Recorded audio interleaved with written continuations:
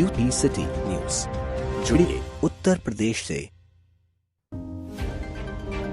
भारत का संविधान भले ही देश में समान अधिकार देता हो या फिर पीएम मोदी खुद सबके साथ सबके विकास की बात करते हों, मगर देश में आज भी जाति भेदभाव की कई तस्वीरें सामने आती हैं, जो न सिर्फ इंसानियत को शर्मसार करती हैं, बल्कि बताती हैं कि आज भी एक भारत में दो भारत कैसे बसते हैं। ताज़ा मामला बुलंदशहर के पहासू से सामने आया है। यहाँ जिंदा लोगों का तो छोड़िए, यहाँ तो दलितों की मौत के बाद उनके शवों तक के साथ भेदभाव किया जाता है। देखिए आगे की रिपोर्ट में। राष्ट्रीय स्वयंसेवक संघ में संचालक राजेंद्र सिंह उर्फ रज्जू भैया के पैतृक गांव से जातीय भेदभाव की तस्वीरें सामने आई हैं। वो न सिर्फ इंसानियत को शर्मसार करती हैं, बल्कि सवाल खड़ा करती हैं कि डिजिटल इंडिया के नागरिक की सोच इतनी छोटी कैसे हो सकती है। यहाँ शमशान में इस तरह तारबंदी की गई है जैसे ये दो देशों की सीमा हो। आप भले ही जानकर हैरान हो, मगर जान लीजिए कि सभी को समान अधिकार देने वाले लोकतांत्रिक देश में ये तारबंदी दलितों के सब के लिए की गई है, उनकी अर्थी के लिए और उनके साथ आने वाले लोगों के लिए भी की गई है। यानी शमशान में तारबंदी के एक तरफ अगड़ी जाति के लोगों के शव जलाए जाते हैं और तारबंदी के दूसरी तरफ उन दलितों के शव जलाए जाते हैं जिनके लिए शमशान में भी दीवार खड़ी कर दी गई है। पीएम मोदी भले ही सबके साथ और सबके विकास की बात करते हों, हम चांद पर चले गए हों, देश विश्व गुरु बन चुका हो या फिर इंडिया डिजिटल हो चला हो, मगर यहाँ इंसानों की बात तो छोड़िए, मुर्दे तक से भेदभाव किया जाता है। यानी बैनल गांव में बने इस शमशान में मुर्दे की जाति देखकर उसका अंतिम संस्कार किया जाता है। सवाल ये है कि जब संविधान समान अधिकार देता है, कानून समान अधिकार देता है, तो फिर आज ये समाज में ठेकेदार कौन होते हैं? कौन होते हैं जो जीते जी इंसान की, उसकी धर्म, उसकी जाति को लेकर भेदभाव करते हैं और मरने के बाद से उसकी लाश से ग्रामीण मानते हैं कि जातीय भेदभाव चलते इस तरह तारबंदी किया जाना गलत है। मगर जब यहाँ तारबंदी की गई होगी, उस वक्त किसी की ओर से इसका मुखर होकर विरोध नहीं किया गया होगा, क्योंकि अगर किया गया होता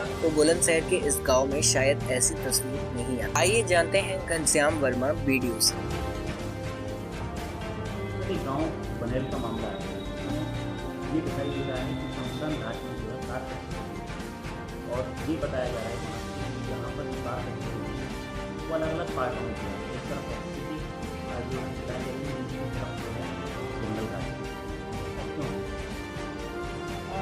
ये अभी सचिव के द्वारा जानकारी की गई है। 2017-18 में ये शमशान घाट का निर्माण हुआ, उस समय ऐसा कुछ नहीं किया गया था, ना प्रोविजन था इसमें।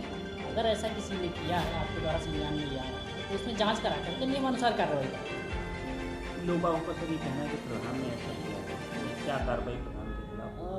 अब ऐसा हम नहीं कह सकते, जब तक जाँच ना हो जाए। जाँच की रिपोर्ट आने के बाद पता चलेगा। अगर किसी ने ऐसी हरकत की है तो उस पर जो भी दोषी होगा जांच के बाद, उस पर नियमानुसार जो कार्रवाई होगी उस पर करेंगे। यूपी सिटी न्यूज, जुड़िए उत्तर प्रदेश से।